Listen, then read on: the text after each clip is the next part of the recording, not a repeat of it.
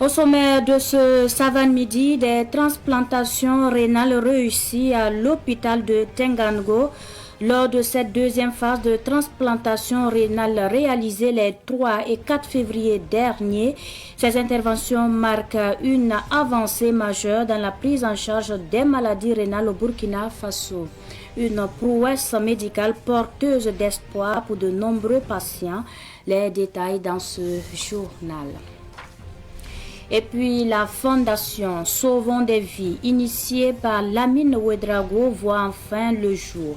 Implantée dans le quartier Karpala à Ouagadougou, elle a pour objectif de soutenir les personnes vulnérables et de promouvoir des actions sociales concrètes. La cérémonie de lancement est à suivre dans ce journal. Ce sont les principaux titres de ce journal. Mesdames et messieurs, bonjour et merci de nous choisir pour vous informer. Nous débutons par cette brève. Le ministre en charge du commerce parle de serviettes hygiéniques à l'Assemblée législative de transition. Serge Poda est allé répondre à une question orale d'une députée sur les mesures prises par le gouvernement pour contrôler l'analyse et la régulation de ces serviettes importées. Le ministre Serge Poda expose sur les garanties pour la santé des filles et des jeunes femmes. Au Burkina Faso, nous y reviendrons dans nos prochaines éditions. Je vous l'annonçais en titre, 2 patients atteints d'insuffisance rénale chronique ont bénéficié avec succès d'une greffe au CHU de Tengango lors de la deuxième session de transplantation rénale organisée les 3 et 4 février dernier. Une avancée majeure dans la prise en charge des maladies rénales au Burkina Faso. La synthèse avec Cynthia Sungrana. Les interventions réalisées par des équipes burkinabais avec l'appui de spécialistes venus de Turquie ont abouti à une reprise immédiate de la fonction des reins transplantés, signe d'une opération réussie. Une avancée saluée par le ministre de la Santé, Dr Lucien Robert Jean-Claude Kargougou, qui s'est rendu au chevet des patients pour constater l'évolution de leur santé. Il était de mon devoir, au nom de son Excellence le Président du Faso, au nom de son Excellence Monsieur le Premier ministre, de venir ici et de souhaiter meilleure santé à ces transplantés, à ces donneurs et à ces receveurs, et aussi magnifier cette coopération entre la Turquie et le Burkina. C'est aussi l'occasion de féliciter chaleureusement au nom de son Excellence le Président du Faso ces jeunes Burkinabés qui véritablement encore une fois montrent ce dont ils sont capables. Les 2 greffes réalisées dans un cadre intrafamilial ont permis aux receveurs de retrouver espoir après de longues années de traitement. Donneurs et bénéficiaires se portent bien. Ils ont exprimé leur gratitude aux autorités et au personnel de santé. Je saisis cette opportunité de votre présence pour saluer les plus hautes autorités du pays, en l'occurrence le président du Faso et son premier ministre, ainsi que le chef du département de la santé, avec toute l'équipe gouvernementale. Vraiment, c'était une chance pour nous d'avoir pu bénéficier de cette facilitation qui traduit encore beaucoup plus l'engagement du président du Faso et de son équipe de démystifier les choses et d'apporter la santé vers nous. Avant, il fallait voyager. C'était tout un mythe qui était construit. Mais aujourd'hui, les choses arrivent vers nous et ça nous prouve que c'est possible. Parce que si on nous avait laissé nous-mêmes de faire ça, c'est pas si qu'on allait y arriver. Mais cette décision salvatrice d'aider les gens à recouvrer la santé, à avoir le sourire, c'est vraiment une décision plus que courageuse. Et nous disons merci au président, au premier ministre et à tout le gouvernement Et notre cri de cœur est qu'il continue dans ce sens parce que la santé, c'est l'élément clé pour tout homme pour espérer, rêver, vivre et ambitionner aussi dans la vie. Cette deuxième session de greffe rénale vient confirmer les progrès du Burkina Faso dans les soins spécialisés. Elle témoigne à la fois de la montée en compétence des équipes nationales, de l'impact positif de la coopération internationale et de l'engagement des autorités à rapprocher les services de santé de qualité des populations, selon les autorités en charge de la santé du Burkina. Lamine Ouedraogo, plus connu sous le nom de coach Lamine, a décidé de rendre formelle son activité en mettant en place la fondation Sauvons des vies.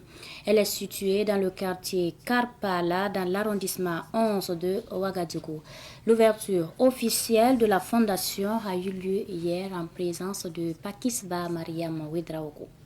Bientôt, cela fera 6 ans que le philanthrope et influenceur burkinabé MC Coach Lamine vient en aide aux personnes vulnérables dans les domaines de la santé de façon informelle. Cette année 2026, il a décidé de formaliser ses activités à travers la création de la fondation. Lamine Ouedraogo, avec l'aide de bonne volonté, a pu venir en aide à plus de 407 personnes qui ont été opérées et prises en charge au Burkina Faso, au Maroc, en Chine et ailleurs. Avec la fondation Sauvons des vies, Lamine Ouedraogo ambitionne avec l'aide de bonne volonté venir en aide à près de 1000 personnes par an. En venant vraiment en aide à toutes ces personnes, j'attendais vraiment bien à lui. Mais à un moment donné, j'ai entendu vraiment l'appel de son camarade, l'excellence, le président capitaine Ibrahim Traoré. Et sincèrement, je me suis dit, pourquoi pas ne pas en tout cas apporter encore beaucoup plus grande que ce que je fais. En 5 ans, nous avons déjà aidé plus de 407 personnes, ce qui n'est pas rien du tout. Quelque chose même que souvent beaucoup de personnes et beaucoup de structures, même étatiques, a du mal même à réaliser.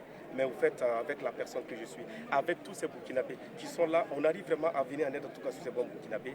Et sincèrement, c'est pour répondre présent à l'appel de son excellence qu'on a vraiment ouvert cette fondation. Et sachez vraiment que cette fondation, ce n'est pas pour Coach Lamine, ce n'est pas pour moi, ce n'est pas pour ma famille, c'est pour tout le Burkina Faso. C'est pour encore cultiver de la burkinabité dans le cœur de tous ces Burkinabés. Le ministère de la Santé a toujours été présent pour faciliter les cas d'intervention chirurgicale au Burkina Faso, au Maroc, en Chine et ailleurs, sollicité par MC Coach Lamine. Ce qu'il fait comme activité contribue à renforcer nos activités aussi. Parce que, comme je vous l'ai dit aussi, nous l'accompagnons. Vous avez vu qu'il y a beaucoup de cas où nous l'avons accompagné. Je ne vais pas citer tous les cas. Donc, c'est ce qu'il fait comme activité contribue donc à un meilleur prise en charge des patients au Burkina. Contribue vraiment à un renforcement du système de santé au Burkina et contribue à donner une meilleure santé au Burkinabé. Ce que le ministère peut faire comme appui, il appuie. La fondation Sauvons des vies est située au quartier Karpala de Ouagadougou, à 200 mètres du tribunal de grande instance Ouaga 2. Nous poursuivons avec le Conseil des ministres. Certains fonctionnaires reconnus coupables de corruption ont été sanctionnés lors du Conseil des ministres d'hier.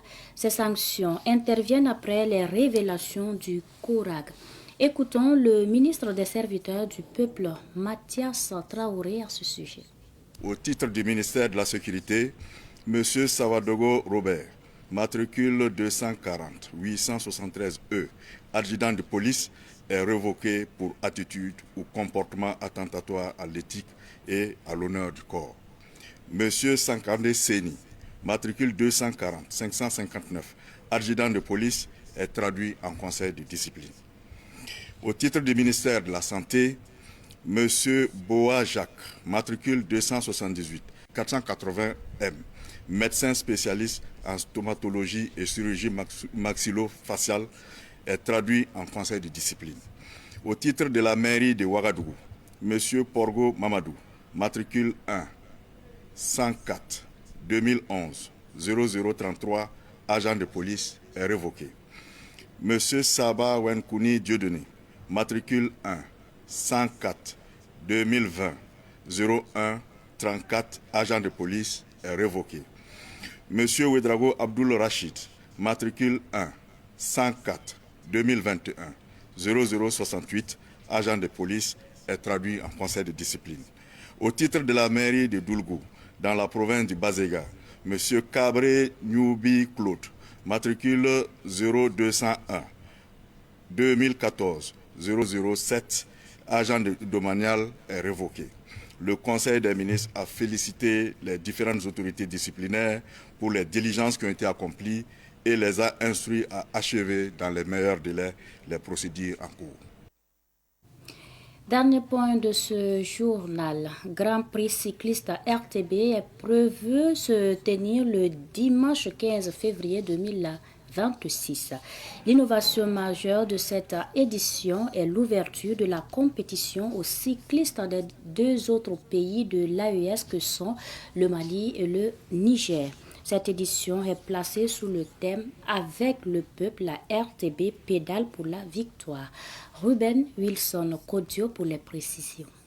Pour cette deuxième édition du Grand Prix cycliste de la RTB, les deux genres sont concernés. Les hommes doivent parcourir une distance totale de 127 km 500, tandis que les dames auront un trajet de 30 km 600 à parcourir.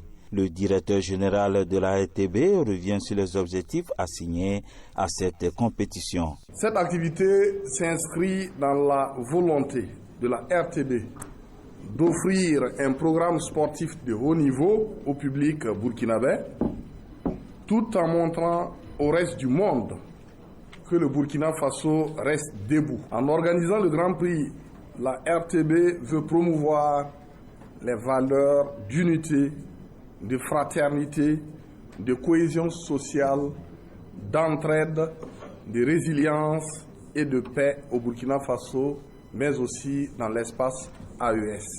Une édition placée sous le thème « Avec le peuple, la RTB pédale pour la victoire ». Nous avons souhaité, à travers l'image que nous envoie ce thème, montrer que, à l'image du peuple résilient du Burkina Faso, du peuple qui refuse de fléchir, alors, et la RTB qui est toujours là pour accompagner ce peuple-là.